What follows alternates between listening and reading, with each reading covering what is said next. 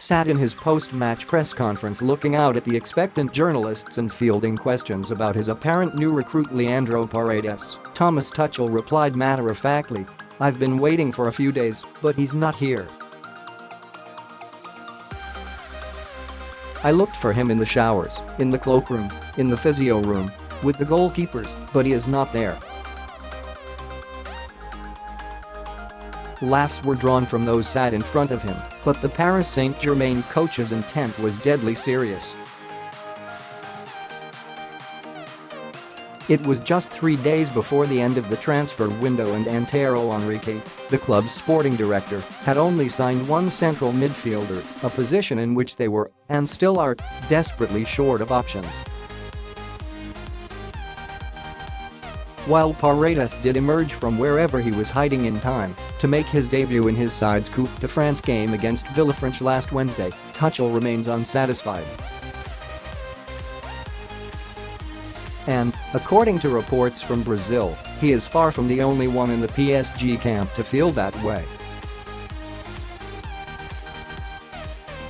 Les Parisiens Brazilian contingent have made their desire for reinforcements clear, and one amongst them, would you imagine, have been right behind Tuchel, frantically assisting the manager in his search for Paredes. The lack of midfield options has an effect on the collective, but one individual has borne the brunt of the problem more than others: Selecao centre-back Marquinhos. In the absence of specialists, he has been forced to spend a sizable portion of the season playing out of position, filling in blank spaces for a club that has spent over €1 billion on recruitment since 2011.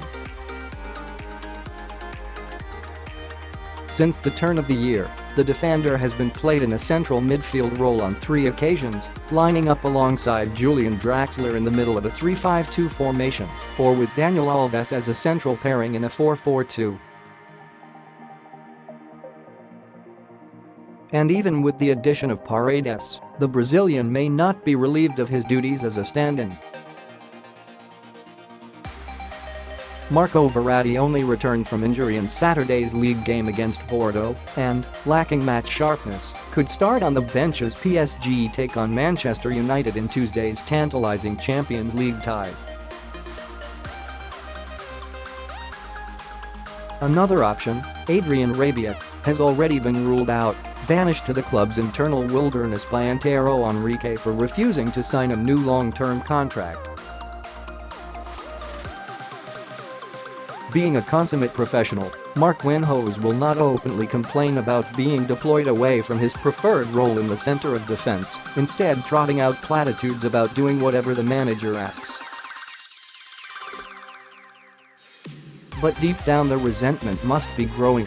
It is not that he is incapable of performing the role.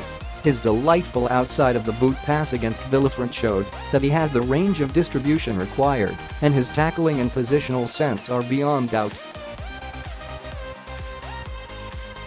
It is instead what he is foregoing as a result of the switch, what economists would refer to as the opportunity cost.